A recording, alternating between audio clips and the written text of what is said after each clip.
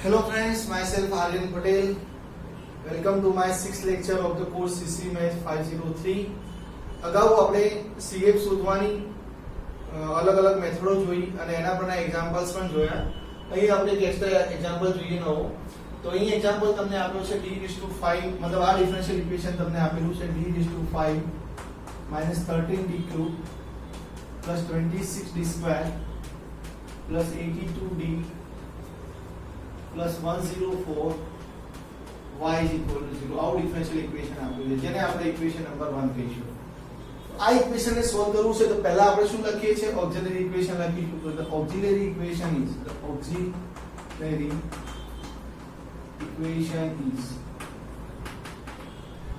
રીતે લખીએ છીએ? તો d ની જગ્યાએ મૂકીને આપણે ઇક્વેશન બનાવીએ છીએ. m⁵ -13m³ + 26d²82m + 104 = 0.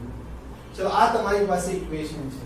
હવે અહીં જો અગાઉ તમે 4 ડિગ્રીના ઇક્વેશન પણ જોયા, 5 ડિગ્રીના જો 6 ડિગ્રીના જોયા, હવે આ 5 ડિગ્રીનું ઇક્વેશન આવ્યું. તો અહીં એક વસ્તુ સમજી લો, 5 ડિગ્રીનું છે તો અહીં એને પ્રોડક્ટ તરીકે જો તો આ કેટલી ડિગ્રી વાળી પોલિનોમિયલની પ્રોડક્ટ હશે? તો જુઓ, એક 2 ડિગ્રીની હોઈ શકે પોલિનોમિયલ, અને બીજી બાજુમાં એક 2 ડિગ્રીની પોલિનોમિયલ હોય, અને એ બાજુમાં આ 2 ડિગ્રી અને 5 ડિગ્રી કરવી હોય તો બાજુમાં 1 ડિગ્રીની પોલિનોમિયલ હોય.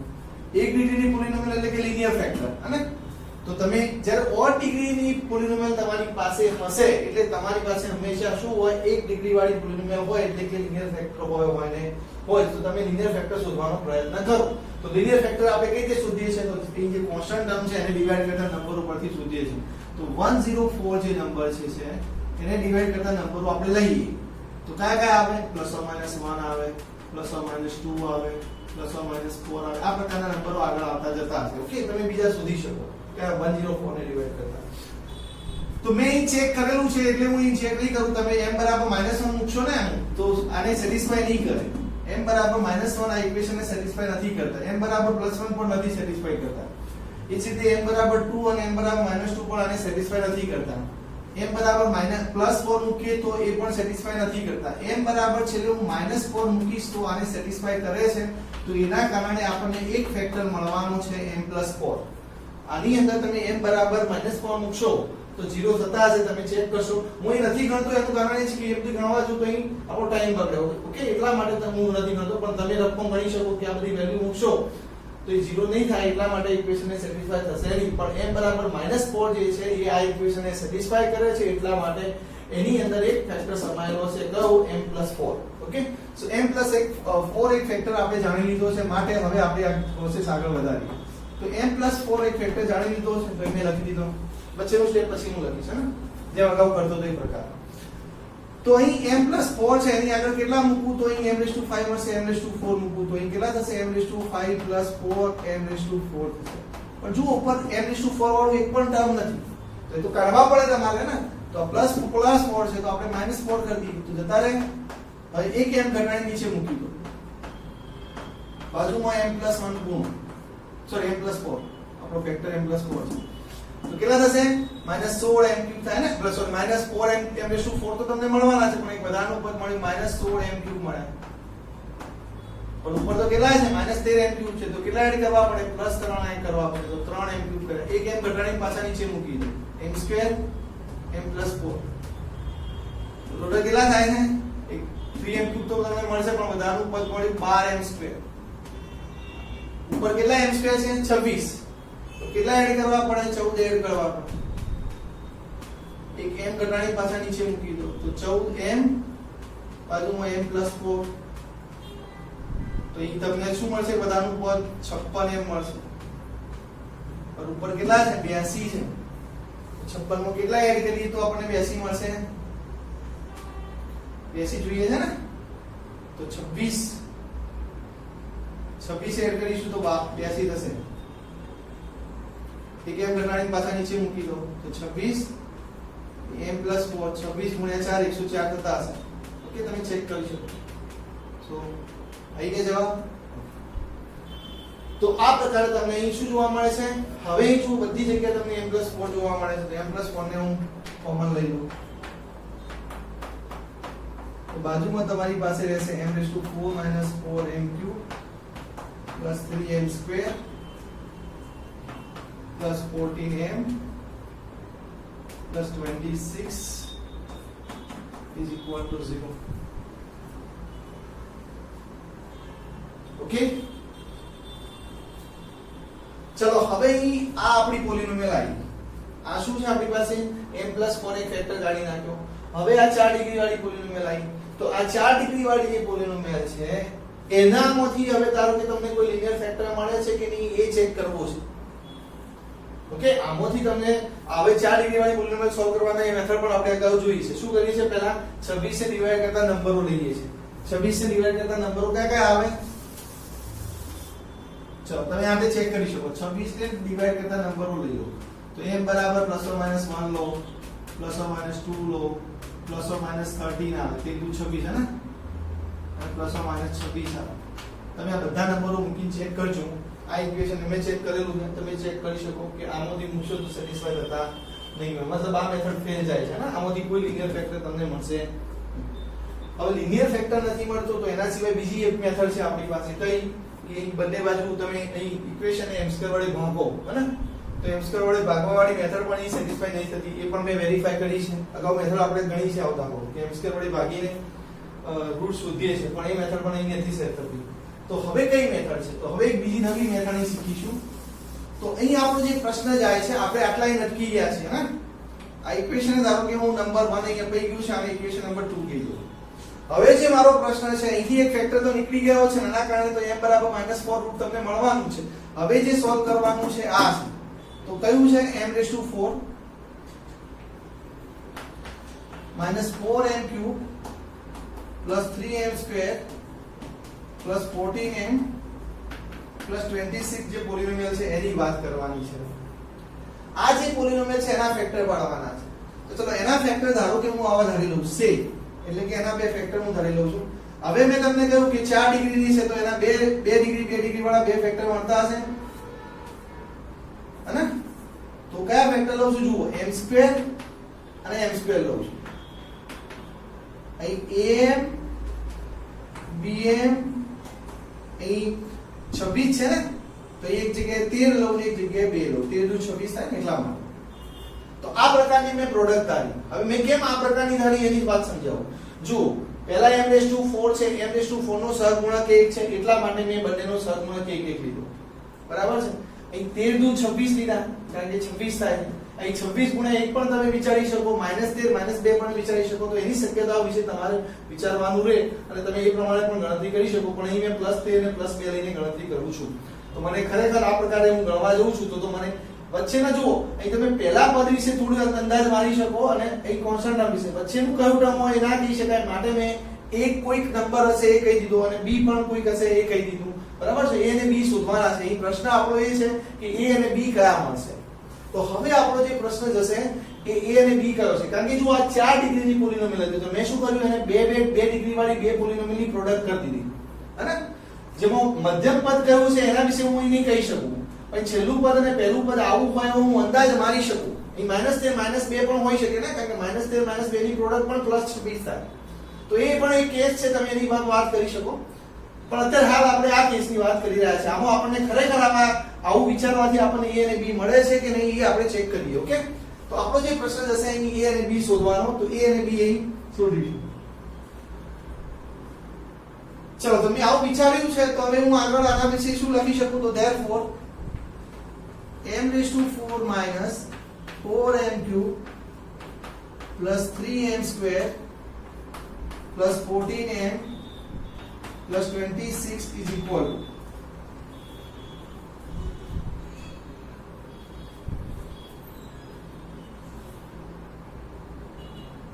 एक काम करो ऊपर लखो नहीं लखो. चलो m⁴ therefore m⁴ -4m³ plus 3m² plus 14m plus 26 is equal to. चलो અહીં આપણે પ્રોડક્ટ કરીશું. તો પહેલા અહીં 4 ડિગ્રી વાળું ટર્મ લખેલું, 4 ડિગ્રી વાળું તો એક જ પદ મળશે m2 ના ગુણાકારથી m4 m ક્યુબ સાથે કોણ આવશે એ જોઈએ. m ક્યુબ સાથે અહીંથી જો પ્રોડક્ટ કરવાના સિસ્ટમેટિક પ્રોડક્ટ કરીએ છીએ જણાજો m સ્ક્વેર સાથે કોને ગુણું તો મને m ક્યુબ મળે, તો m સ્ક્વેર સાથે m સ્ક્વેર ને ના ગુણાય, m સ્ક્વેર સાથે m ને જ ગુણાય તો m ક્યુબ થશે. તો કયું પદ મળશે m સ્ક્વેર * m સાથે b મળશે ને, b m ક્યુબ થશે. શું થશે? b m cube. તો એક કોફિશિયન્ટ તમને b મળે છે. પછી આગળ જો ચલો m જે છે આને મેં ગુણી નાખ્યા છે, આને પછી બીજા કોઈ સાથે ગુણીએ m સ્ક્વેર ને બીજા કોઈ સાથે ગુણવાથી m ક્યુબ મળે નહીં. પછી આગળ જાવ ચલો m વાળાને પકડી, તો આ m વાળાને કોની સાથે ગુણવાથી m ક્યુબ મળશે? m સ્ક્વેર સાથે. તો કયું પદ મળશે? a m ક્યુબ મળશે. એટલે બધે બીજા a મળ્યા ને, તો b a થાય. હવે આ 13 ને તમે ગમે તે સાથે ગુણશો તો તમારે m ક્યુબ મળવાના નથી, તો પતી ગયું. તમને b a મળી શકે આગળ, b m ક્યુબ નો સહગુણક પ્લસ. હવે આગળ આપણે સહગુણક લખીશું m સ્ક્વેર નો. ચલો m સ્ક્વેર નો સહગુણક લખવો છે તો m સ્ક્વેર ને હું કોની સાથે આમાંથી ગુણું તો મને m સ્ક્વેર મળશે 2 સાથે ને, તો એક સહગુણક અહીં m સ્ક્વેર નો મળશે 2 મળે છે. ચલો am ને કોની સાથે ગુણું તો m સ્ક્વેર મળે, m સ્ક્વેર ગુણી ગયા છે ને, હવે am આયા, am ને કોની સાથે ગુણું? bm સાથે. તો કયો ટર્મ મળે છે? ab. તો 2 ab પછી 13 ને કોની સાથે લઉં તો m સ્ક્વેર સાથે, તો +13 મળે છે. તો અહીં +13 m સ્ક્વેર. હવે કયા લઉં? m સાથે ને, m ના કોફિશિયન્ટ શોધું છું ને હવે. ચલો m સ્ક્વેર ને તો કોની સાથે ગુણું? m લાવવાનો છે તો m સ્ક્વેર તો લેવાય જ નહીં ને. am ને કોની સાથે ગુણું તો m નો કોફિશિયન્ટ મળે 2 સાથે, તો 2a મળે છે. પ્લસ m વાળા શોધું છું ને, 13 ને કોની સાથે ગુણું? b સાથે, તો 13b પ્લસ 26 है ना. હવે તો બસ કોન્સ્ટન્ટ ટર્મ વધ્યું ને, એટલે 26 તો હવે તમે જુઓ અહીં 4 ડિગ્રી વાળું, 3 ડિગ્રી વાળું, 2 ડિગ્રી વાળું અને 1 ડિગ્રી વાળું અને કોન્સ્ટન્ટ ટર્મ લખાઈ ગયું છે. હવે તમે એક કામ કરો, આ બંને ઇક્વેશન સેમ છે, આ બંને જે પોલિનોમિયલ છે સેમ છે, એનો મતલબ કે એના કોફિશિયન્ટ સરખા હશે. તો કોફિશિયન્ટ એટલે કે સહગુણકો સરખા હશે. તો b a બરાબર કેટલા લખાય છે? m ક્યુબ નો સહગુણક ab ક્યુબ, b a છે, અહીં -4 છે. તમે કયું ઇક્વેશન લખી શકો? b a બરાબર -4. એ જ રીતે આ કેટલા કહેવાય? એકચ્યુઅલી m સ્ક્વેર નો સહગુણક કેટલો છે? ab + 15. ab + 15 બરાબર કેટલા છે? અહીં m સ્ક્વેર નો સહગુણક 3 છે. 2a + 13 2a + 13b કેટલા લખાય? 14, કારણ કે m નો સહગુણક ઉપર 14 છે ના, બાકીનું ઓકે. તો 3 ઇક્વેશન તમને મળે છે. આ 3 ઇક્વેશન અને સોલ્વ કરવાના છે. હવે એકચ્યુઅલી અહીં શોધવાના a અને b છે, તો બે ઇક્વેશન ઇનફ છે. તો 3 ઇક્વેશન ને શું કરીશું? તો તમે બે ઇક્વેશન પરથી a અને b શોધો અને એ ત્રીજું ઇક્વેશન સેટિસ્ફાય કરતું હોવું જોઈએ. તો એની વાત કરીએ. તો ચલો કયા બે ઇક્વેશન સારા રહેશે? અહીં આ બંને ઇક્વેશનને આપણે સોલ્વ કરવા માટે ઉપયોગ કરીએ. તો અહીં a + b બરાબર 4 -4 છે, હે? તો એક કામ કરું, આને 2 વડે ગુણી મૂકું તો 2a + 2b કેટલા થશે? -8 થશે. પહેલું ઇક્વેશન છે.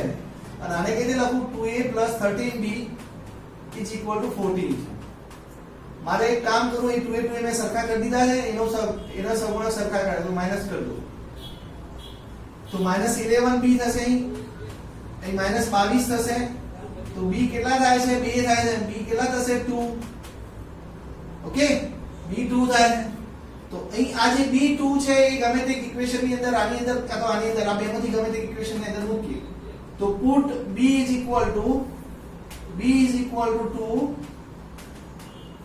in કયું ઇક્વેશન? a + b બરાબર -4 ની અંદર મૂકીએ તો કેટલા થશે? a + 2 = -4. so therefore a કેટલા થાય છે? -6 થશે. તો a અને b આપણને મળી ગયા છે જે આપણે જોઈતા હતા એ. તો હવે તમે આ જે પોલિનોમિયલ છે એને બે પોલિનોમિયલ પ્રોડક્ટ જે a અને b શોધવાના હતા ને એ મળી ગયા છે, તમે મૂકી દો હવે. તો therefore તો એના બે ફેક્ટર મળી ગયા કહેવાય. m⁴ -4m³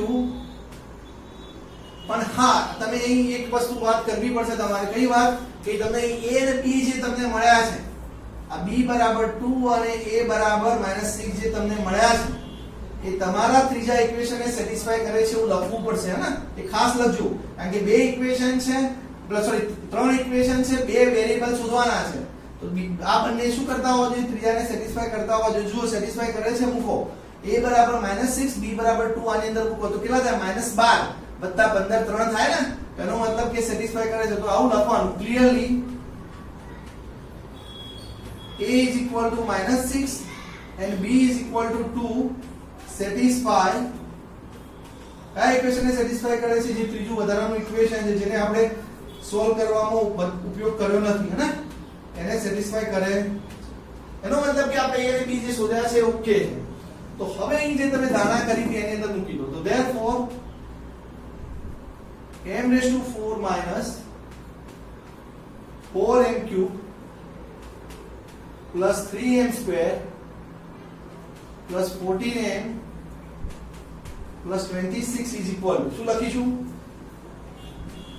m² એ કેટલા મળ્યા તમને -6 તો -6m plus 13 m² bm b એટલે કેટલા છે 2m plus 2 તો તમને આ પ્રકારે 4 ડિગ્રી વાળી પોલિનોમિયલ છે અને તમે 2 ડિગ્રી વાળી બે પોલિનોમિયલની પ્રોડક્ટ તરીકે તમે લખ્યા ઓકે શું કર્યું 4 ડિગ્રી વાળી પોલિનોમિયલ તમે 2 ડિગ્રી વાળી પોલિનોમિયલની પ્રોડક્ટ તરીકે લખી હવે શું કરીશું આ જે લખાઈ ગયું છે અને એનો આપણે ઇક્વેશન 2 ની અંદર મૂકી દઈએ કોની અંદર મૂકીશું ઇક્વેશન 2 ની અંદર આ જે છે આપણું ઇક્વેશન 2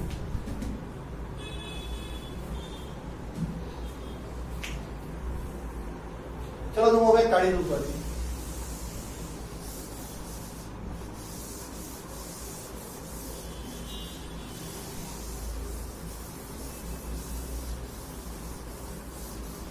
ચલો સો ફ્રોમ ઇક્વેશન 2 હે ને આપણે ઇક્વેશન 2 અહીં આપણે નામ આપ્યું હતું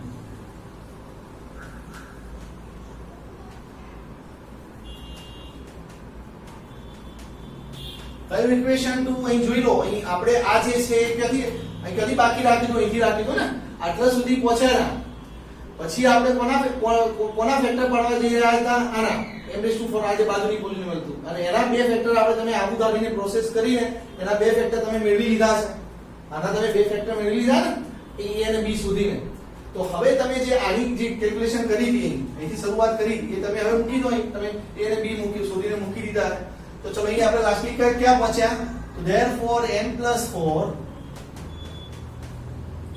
m⁴ એની એના ફેક્ટર કયા પડ્યા અહીં આ m² -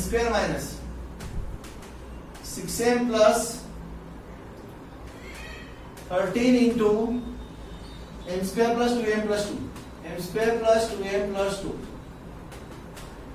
is equal to 0 ચલો આના પરથી તમને આ ત્રણની પ્રોડક્ટ 0 છે એનો મતલબ શું થાય કે ત્રણમાંથી એક 0 હોઈ શકે હે ને સો એટલે તમે આવું લખી શકો m બરાબર -4 or m² - 6m plus 13 is equal to 0 or m² plus 2m plus 2 is equal to 0 સો આના પરથી તમને શું મળશે m બરાબર -4 મળ્યા આના પરથી તમને શું મળશે m is equal to આ જે છે -b plus or minus પેલી ફોર્મ્યુલા છે ને ક્વોડ્રેટિક ઇક્વેશન સોલ્વ કરવાની -b એટલે 6 plus or minus b square એટલે કેટલા થાય 36 -4ac એટલે 13 ચોક 52 minus 52 ભાગ્યા 2 is equal to 6 plus or minus કેટલા થશે 36 to 52 ને એટલે 36 -36 થાય એટલે 6 થાય થશે by 2 એટલે શું થશે 3 plus or minus 3i થશે or હવે હું આ કાઢી દઉં છું આ ભાગ હવે કાઢી દઉં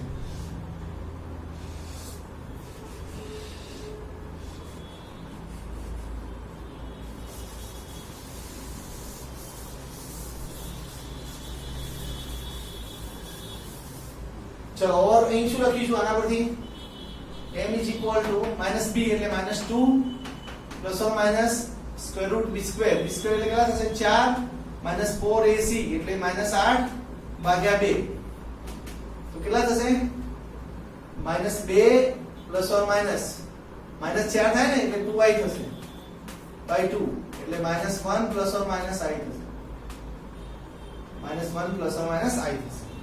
તો જુઓ તમારે જે રૂટ જોઈતા હતા એ રૂટ તમને મળી ગયા છે. તો m બરાબર -4 મળે છે, m બરાબર 3 પ્લસ 3i મળે છે, 3 પ્લસ ઓર માઇનસ 3i મળે છે અને m બરાબર -1 પ્લસ ઓર માઇનસ i મળે છે. હવે આપણે સીધું સોલ્યુશન મતલબ રૂટ તો મળી ગયા છે ને તમને, અહીં તમને રૂટ મળી ગયા છે. તો હવે તમારે જનરલ સોલ્યુશન લખવાનું આવ્યું. તો છેલ્લે આપણે જનરલ સોલ્યુશન લખીશું. ચલો, તો therefore મતલબ the general solution मतलब रूट તમને મળી ગયા છે ઇક્વેશન ના. તો the general solution of equation 1 is કયું થશે? so y is equal to પહેલા -4 ના આધારે કયું ટર્મ લખશો તમે? c1 e raised to -4x લખશો પહેલું, પ્લસ હવે અહીં m બરાબર 3 પ્લસ ઓર માઇનસ 3i મળે છે, મતલબ કોમ્પ્લેક્સ નંબર્સ મળે છે, કોમ્પ્લેક્સ યુનિટી પેર મળે છે. તો ત્યાં સોલ્યુશન કેતે લખીશું? તો e raised to alpha x, alpha કેટલા છે અહીં? 3 છે, તો e raised to 3x. બાજુમાં તમે શું લખશો? c1 યુઝ થઈ ગયા છે એટલે c2 cos beta x, beta બરાબર 3 છે, તો c2 cos 3x c3 sin 3x. Okay, તો આના કારણે તમે જે લખવાનું હતું એ લખાઈ ગયું છે. હવે -1 પ્લસ ઓર માઇનસ i ના આધારે તમે સોલ્યુશનનો કયો પાર્ટ લખી શકો? તો e raised to alpha કેટલા છે? -1 છે, તો e raised to -x, c2 c3 use થઈ ગયા છે. તો હવે નવો કોન્સ્ટન્ટ કયો યુઝ કરીશું? c4 cos beta x, beta કેટલા છે અહીં? -1 પ્લસ ઓર માઇનસ i નો 1 છે, તો cos x c5 sin x. તો આ આપણા ઇક્વેશનનું સોલ્યુશન થયું. જોઈ લો, આપણે જે ડિફરન્શિયલ ઇક્વેશન આપ્યું હતું ને એનું સોલ્યુશન આ પ્રકારે થશે.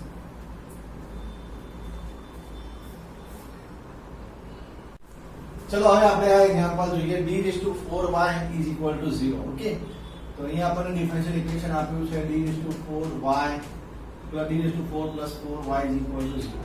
ચલો આ ઇક્વેશનને આપણે ઇક્વેશન નંબર 1 કહીએ. તો પહેલું શું કરીશું? આપણે ઓક્સિલરી ઇક્વેશન લખીશું. તો ઓક્સિલરી ઇક્વેશન ઇઝ કયો લખીશું? m raised to 4 plus 4 is equal to 0. તો આના પરથી આના રૂટ્સ કઈ રીતે મેળવશું? તો m raised to 4 plus 4 is equal to 0 છે. જો આ 4 ડિગ્રીની પોલિનોમિયલ છે ને આપણી પાસે. કેટલી ડિગ્રીની પોલિનોમિયલ છે? 4 ડિગ્રીની.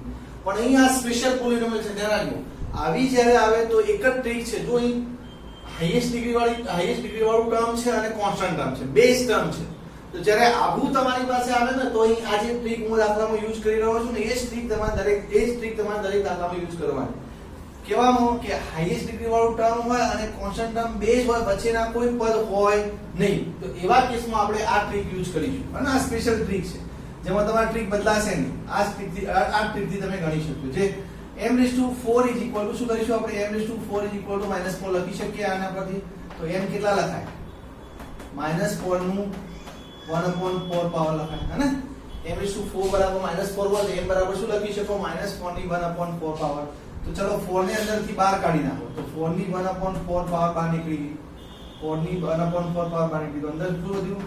-1 ની 1/4 પાવર વધી. હવે યાદ કરો, તમે સેકન્ડ સેમેસ્ટરમાં કોમ્પ્લેક્સ નંબર ચેપ્ટર ભણ્યા હતા. તો ત્યાં તમે કોમ્પ્લેક્સ નંબરના nth રૂટ શોધવાની ફોર્મ્યુલા તમે ત્યાં મતલબ દાખલા કરતા હતા તમે, હે ને. તો એ મેથડનો આપણે યુઝ કરીશું. તો એ મેથડ પ્રમાણે આપણે પહેલા શું સ્ટેપ કરીશું? તો 4 ની 1/4 ઘાત છે ને, તો એક કામ કરીએ. આ 4 ને તો શું લખાય? 2 નો વર્ગ લખાય અને એની ઉપર કેટલી ઘાત કરી દઈએ? 4 ઘાત કરી દઈએ. બાજુમાં -1 ની 1/4 પાવર એટલે -1 નું ચતુર્થ મૂળ શોધવાનું છે. હવે તમને એ તો ખબર છે કે એ 4 ડિગ્રીની પોલિનોમિયલ છે તો 4 રૂટ મળવાના છે. તો આના પરથી આપણને 4 આન્સર મળવા જોઈએ. આ m ના કેટલા આન્સર મળવા જોઈએ? 4 આન્સર મળવા જોઈએ. કારણ કે 4 ડિગ્રીની પોલિનોમિયલ હોય તો 4 રૂટ તમને મળતા. તો પહેલું એ તમે ત્યાં જે મેથડ ભણો છો ને કોમ્પ્લેક્સ નંબર ચેપ્ટર ની અંદર, એ મેથડ પ્રમાણે પહેલા શું કરીશું આપણે? -1 જે છે એને આપણે કોમ્પ્લેક્સ નંબર તરીકે જોઈએ. તો -1 જે કોમ્પ્લેક્સ નંબર જે છે એ હું સમજાવું. ચલો, -1 ને આપણે કોમ્પ્લેક્સ નંબર તરીકે જોઈએ તો કાર્ટેશિયન ફોર્મમાં એ શું કહેવાય? -1 + i * 0 કહેવાય. ઓકે, જેને આપણે સ્ટાન્ડર્ડ ફોર્મમાં x + iy સાથે સરખાઈએ તો x કેટલા થશે? -1 થાય છે અને y કેટલા થાય છે? 0 થાય છે. હવે આ જે કોમ્પ્લેક્સ નંબર છે -1 એને આપણે એક કામ કરીએ, પોલર ફોર્મમાં કન્વર્ટ કરીએ. પોલર ફોર્મ એટલે કે r cos θ અને x plus iy complex number હોય અને એનું પોલર ફોર્મ કયું હોય? r cos θ plus i sin θ. આ પોલર ફોર્મ કહેવાય. r cos θ plus i sin θ. તો ચલો અહીં r કઈ રીતે લખીએ છીએ? તો r તમને યાદ હશે કે સેકન્ડ સેમિસ્ટરમાં આપણે r કઈ રીતે લખતા હતા? તો વર્ગમૂળમાં x2 + y2 પરથી લખતા હતા ને. તો કેટલા થાય? x2 + y2 મૂકો તો કેટલા થાય? ને વર્ગમૂળમાં -1 નો સ્ક્વેર એટલે 1 અને y નો સ્ક્વેર એટલે 0 એટલે ટોટલ કેટલા થશે? અહીં 1 થશે. તો r આના પરથી તમને 1 મળવાના છે. તો r તમને 1 થઈ ગયા છે. તો આપણો જે કોમ્પ્લેક્સ નંબર -1 જે છે આ આપણો કોમ્પ્લેક્સ નંબર, એને આપણે પોલર ફોર્મમાં લખવા જઈ રહ્યા છીએ જ્યાં r બરાબર 1 આવ્યો. હવે cos θ + i sin θ લખવાના છે. તો θ નક્કી કરવાનો રહ્યો. તો -1 કોમ્પ્લેક્સ નંબર ક્યાં આવે છે? યાદ કરો. આપણી આ જે લાઈન આ પ્લેન છે ને, આ પ્લેન ની અંદર -1 ક્યાં આવે? -1 એટલે તમે એને કઈ રીતે જુઓ છો? -1 0 બિંદુ તરીકે જુઓ છો. -1 ને આપણે કઈ રીતે જોઈ શકીએ? કોમ્પ્લેક્સ નંબરને -1 0 બિંદુ, જે કઈ એક્સિસ પર આવે? x એક્સિસ પર, કારણ કે y આમ 0 થવાનો ને. તો અહીં x નેગેટિવ x એક્સિસ પર આવશે. -1 0. -1 ને તમે કઈ રીતે જુઓ છો? -1 0. તો આ આપણો કોમ્પ્લેક્સ નંબર -1 જે કોમ્પ્લેક્સ નંબર છે અહીં જોવા મળે, જે નેગેટિવ x એક્સિસ પર છે અને ત્યાં આર્ગ્યુમેન્ટ કેટલો હોય? આ એક્સિસ પર આર્ગ્યુમેન્ટ આપણે કેટલો લઈએ છીએ? પાઈ. હે? અહીં 0 હોય. યાદ કરો, અહીં 0 હોય. અહીં કેટલા હોય? π/2 હોય. અહીં કેટલા હોય? -π/2 હોય એક્સિસ પર. જો કોમ્પ્લેક્સ નંબર અહીં હોય તો આર્ગ્યુમેન્ટ 0 લઈએ છીએ. અહીં π/2 છે, અહીં -π/2 હોય, અહીં પાઈ હોય. તો અહીં આપણી પાસે કેટલો આર્ગ્યુમેન્ટ આવે? પાઈ. એટલે કે θ તમારો પાઈ થવાનો છે.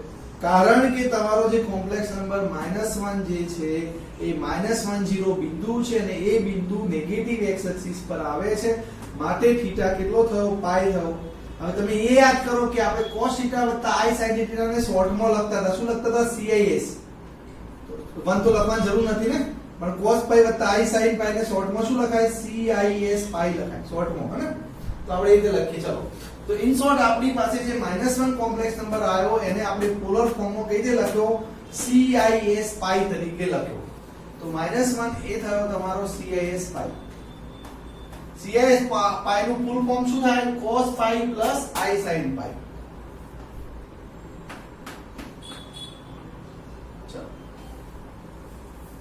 હવે અહીં ત્યાં યાદ કરો સેકન્ડ સેમની મેથડ પ્રમાણે. તો તમે અહીં આ પોલર ફોર્મમાં ફેરવ્યા પછી શું કરતા હતા? જે આર્ગ્યુમેન્ટ એટલે કે જે θ છે એની અંદર 2k π એડ કરતા હતા.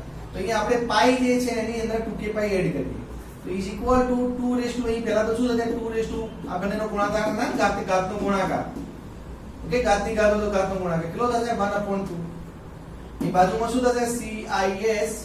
આપણી પાસે આર્ગ્યુમેન્ટ એકલો પાઈ હતો, પણ પાઈ ની અંદર કેટલો એડ કરીશું? 2k π એડ કરી દઈએ.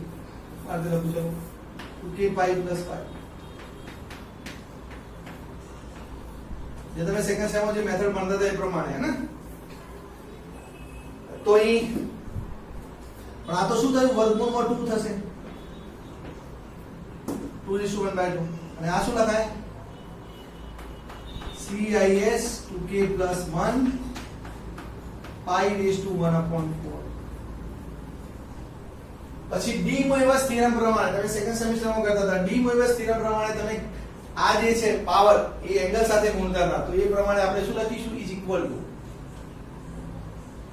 √2 CIS 2k + 1 પાઈ જે તમારો એંગલ હતો એની સાથે કોણ ગુણા છે? આ 1/4 પાવર ગુણા છે. એટલે શું લખાશે? નહીં, ભાગ્યા 1/4. હવે અહીં જે k વેલ્યુ છે ત્યાં k વેલ્યુ કઈ રીતે લઈશું? તો જ્યાં k વેલ્યુ યાદ કરો તમે સેકન્ડ સેમિસ્ટર મેથડ. તો k બરાબર કેટલી વેલ્યુ લેવાની? અહીં 4 હોય તો 3 સુધી જવાનું. 0 થી સ્ટાર્ટ કરીને k બરાબર વેલ્યુ કઈ લેવાની? 0 થી સ્ટાર્ટ કરવાની. અને ક્યાં સુધી જવાનું? તો અહીં 1/4 હોય તો 3 સુધી જવાનું. 1/5 હોય તો 4 સુધી જવાનું. અને એક ઓછી નંબર સુધી જવાનું. તો 4 છે તો માટે 3 સુધી જાવ તો 1 2 3 નંબર સુધી જઈશું. તો આટલા આઈને આપણે જોયું. ઓકે, હવે આગળ આપણે શું કરીશું? તો અહીં આગળ યાદ કરો, અહીં આ કોનો આન્સર મળ્યો? m નો આન્સર મળ્યો ને, આ m બરાબર મળ્યો. તમને શું મળ્યું? વાલ્યુ m ની વેલ્યુ મળી. તો ચલો k બરાબર 0 1 2 એ 3 એ નંબરો આપણે મૂકીશું અને m ની વેલ્યુ જુદી જુદી શોધીશું. તો ટોટલ કેટલી આન્સર મળશે? જુઓ 4 મળશે. k બરાબર 0 મળશે ત્યારે 1 મળશે, k બરાબર 1 મૂકશો ત્યારે મળશે, k બરાબર 2 મૂકશો ત્યારે મળશે અને k બરાબર 3 મૂકશો તો એમ ટોટલ તમને 4 આન્સર મળશે. ઓકે,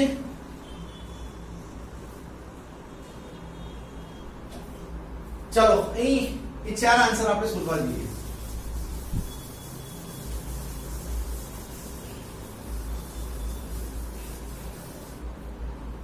તો પહેલા k 0 આ એક્ચ્યુઅલમાં m ની વેલ્યુ છે ને, અહીંથી તમે આગળ સ્ટેપ પ્રમાણે આગળ m છે. તો k બરાબર પહેલા કઈ વેલ્યુ મૂકીશું? 0. k બરાબર 0 મૂકીએ ત્યારે m કેટલા થાય છે? જુઓ √2 CIS k બરાબર 0 મૂકો કેટલા થાય? π/4 થાય, એટલે કે √2 cos π/4 પ્લસ I sin π/4 થાય,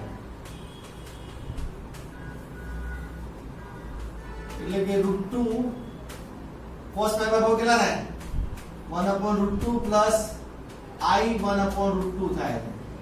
√2 ગુણી નાખો તો કેટલા મળશે? 1 પ્લસ I મળે. ઓકે, તો પહેલો આન્સર મળી ગયો. k બરાબર 0 મૂકવા. ચલો હવે k બરાબર 1 મૂકો તો m કેટલા થાય છે? આમાં મૂકો k બરાબર 1 √2 CIS 1 મૂકે તો 2k પ્લસ 1 એટલે 3 π/4 થાય ને, CIS 3 π/4 જેને ફૂલ ફોર્મમાં શું લખાય? cos 3 π/4. મેં કહ્યું હતું ને CIS એટલે cos વત્તા I sin સમજવાનું. I sin 3 π/4 is equal to, ચલો બાકીની વેલ્યુ હું પછી લખું, આગળનું લખ્યું k બરાબર 2 લઈએ, હું પછી આગળની કેલ્ક્યુલેશન લખીશ. ઓકે, k બરાબર 2 લઈએ, શું લખીશું અહીં? m is equal to કયો આન્સર મળશે? √2 CIS 5 π/4 is equal to √2 cos 5 π/4 plus I sin 5 π/4 is equal to, હવે k બરાબર લાસ્ટ નંબર 3 મૂકી, so m is equal to √2 CIS 2 3 6 1 7 7 π/4 થાય is equal to √2 cos 7 π/4 plus I sin 7 π/4 થવાના છે. ચલો આટલા સુધી તમે પહોંચી ગયા. હવે આ બાકીની વેલ્યુ લખી છે. મેં કેમ વેલ્યુ નથી લખી? કારણ કે આ બધી વેલ્યુ તમે π/4 ના આધારે લખી શકો. ચલો તમે પહેલા નક્કી કરો કે 3 π/4 અહીં આપણે અહીં પ્લેન દોરીએ. ચલો એ 3 π/4 એંગલ ક્યાં આવે? પહેલા π/4 એંગલ ક્યાં આવે? અહીં આવે પહેલા ચરણમાં, હે ને? એક્ઝેક્ટ વચ્ચેથી આમ દોરો તમે, હું વચ્ચે દોરતો નથી, ખાલી અહીં લખું છું. 5/4 અહીં આવે પહેલા ચરણ. પછી 3 π/4 ક્યાં આવે? તો 3 π/4 ને તમે કેથી જોઈ શકો? તો 3 π/4 that means pi minus π/4, હે ને? pi minus π/4. pi ક્યાં હોય? અહીં હોય. pi માંથી π/4 કાઢો તો કયા ચરણમાં જાઓ? બીજા ચરણમાં જાઓ ને. pi minus એટલે 3 π/4 અહીં આવવાના. પછી કયો એંગલ છે? 5 π/4 છે. તો 5 પહેલા 3 π/4 નું કામ બતાવી દીધું. ચલો તો 3 π/4 કઈ ચરણમાં આવી ગયો? બીજા ચરણમાં. હવે π/4 ના વેલ્યુ જાણીએ છીએ 1/√2 1/√2. cos ની વેલ્યુ 1/√2 છે, sin ની વેલ્યુ 1/√2 છે. તો અહીં ધ્યાન રાખો કે પહેલા ચરણમાં કઈ વેલ્યુ ધન હોય? x વેલ્યુ ધન હોય અને y પણ ધન હોય, હે ને? બીજા ચરણમાં કઈ વેલ્યુ ધન હોય? x જુઓ અહીં x કયો હોય? નેગેટિવ અને y ધન હોય. એટલે x નેગેટિવ y ધન હોય. એ ત્રીજા ચરણમાં x એ નેગેટિવ હોય y એ નેગેટિવ હોય, ને? અને ચોથા ચરણમાં x પોઝિટિવ હોય y નેગેટિવ હોય. x પોઝિટિવ અને y નેગેટિવ હોય. તો ચલો અહીં π/4 માં જુઓ 1/√2 1/√2 બંને વેલ્યુ સેમ અને પ્લસ આવી. 3 π/4 માં વેલ્યુ સેમ જ મળવાની છે પણ નેગેટિવ પોઝિટિવ સાઇન બદલાશે. ઓકે, કારણ કે 3 π/4 કયા ચરણમાં આવે છે? બીજા ચરણમાં. તો જુઓ cos ની વેલ્યુ કેટલી થશે? આ ધ્યાન રાખો કે આ જે છે પહેલી વેલ્યુ એ કોની વેલ્યુ બતાવે છે? cos વેલ્યુ બતાવે છે અને બીજી sin બતાવે છે, ને? પહેલી જે વેલ્યુ છે cos બતાવે છે અને બીજી એ sin વેલ્યુ બતાવે છે. તો અહીં cos અને sin બંને પોઝિટિવ છે. અહીં cos ની વેલ્યુ નેગેટિવ હશે અને sin ની વેલ્યુ પોઝિટિવ. cos ની નેગેટિવ, sin ની પોઝિટિવ હશે. તો cos 3π/4 કેટલા લખશો તમે? વેલ્યુ એ જ આવવાની છે પણ નેગેટિવ આવશે. -1/√2 પ્લસ i sin ની પ્લસ આવશે કારણ કે 3π/4 અહીં છે.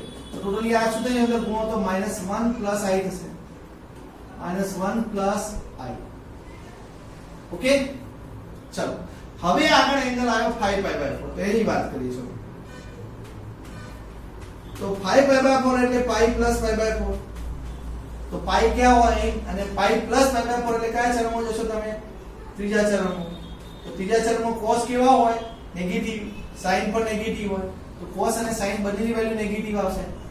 વેલ્યુ 1/√2 જ આવશે કારણ કે π/4 જેટલી જ વેલ્યુ છે પણ નેગેટિવ આવશે. તો √2 -1/√2 - i 1/√2. ધેટ મીન્સ એ ગુણીએ તો -1 - i થશે. -1 - i. હવે વાત આવી 7π/4 ની. તો 7π/4 ને તમે કઈ રીતે જોઈ શકો? તો 2π - π/4 તરીકે જુઓ. તો 2π ક્યાં હોય? અહીં હોય. 2π માંથી π/4 જાઓ તો કયા ચરણમાં જશો? ચોથા ચરણમાં. તો 7π/4 અહીં હશે. તો cos ની વેલ્યુ પોઝિટિવ લેવાની અને sin ની વેલ્યુ નેગેટિવ લેવાની. તો cos ની ને પોઝિટિવ લો તો √2, cos ની પોઝિટિવ એટલે 1/√2, sin ની નેગેટિવ એટલે -i 1/√2 is equal to total કેટલા થાય છે? 1 - i થાય છે. 1 - i. ઓકે, સમજણ પડી? ઓકે, તો અહીં m ની 4 વેલ્યુ મળવી જોઈએ. મેં પહેલા જ કહ્યું હતું બીકોઝ 4 ડિગ્રીનું ઇક્વેશન છે માટે અહીં 4 ડિગ્રીનું ઇક્વેશન છે માટે તમને 4 આન્સર મળવા જોઈએ. તો m ના 4 આન્સર મળ્યા. પણ અહીં જુઓ ખાસ મેં તમને જે પહેલા પણ કહ્યું છે કે જો તમને 1 + i મળતો હોય તો એની સાથે એનો કન્જ્યુગેટ મળતો જ હોય. જો એનો કન્જ્યુગેટ છે ઈ આ. હને? તો આ એક કોમ્પ્લેક્સ કન્જ્યુગેટ્સ ની પેર મળી. કઈ મળી? હું આ કાઢી દઉં છું ને. હવે આ કેલ્ક્યુલેશન જે કરી છે કાઢી દઉં.